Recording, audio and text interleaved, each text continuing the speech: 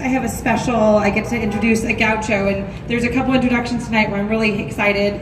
I'm very new to this organization, so it's great though on my first night I get to introduce a fellow gaucho and a dear friend, Amanda Wallner. Amanda is actually the director of California LGBT Health and Human Services Network at Health Access. And previously, Amanda was the health policy fellow at the LA Gay and Lesbian Center, where she coordinated research, advocacy, and policy on issues like immigration and women's health. But most importantly, I'm really proud that she's here and she's a dear friend, so come on out, Amanda.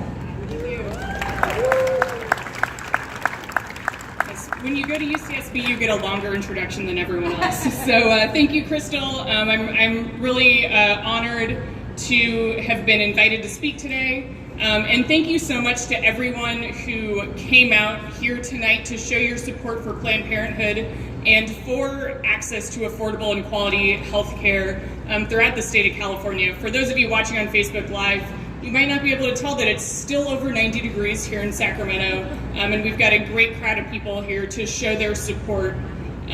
For the LGBTQ Health and Human Services Network, we're a coalition organization made up of over 60 LGBT serving organizations throughout the state working to achieve health equity for LGBTQ Californians. And for us, healthcare has never been a given. Prior to the Affordable Care Act, being transgender was considered a pre-existing condition. And so once you came out, you might never be able to get healthcare again.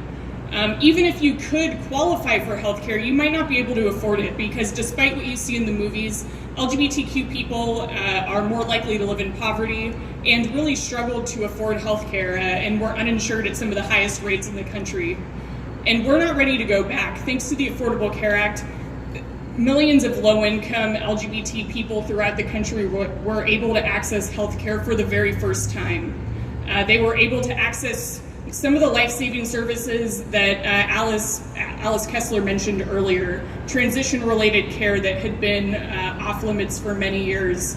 And we're here today to fight to stand with Planned Parenthood and to say that we want to protect Medicaid, we want to protect the expansion and protect access to quality, affordable health care for LGBTQ Californians. And we stand with Planned Parenthood, the amazing services that they provide for our community. Throughout the state, Planned Parenthood is the only place that many people can access hormone services and other transition-related care. They're the only ones providing LGBTQ competent sexual health education for many of our young people throughout the state, and that's vital, and it's important in our fight to end AIDS. It's important in our public health fights throughout the state, and it's something that we want to protect.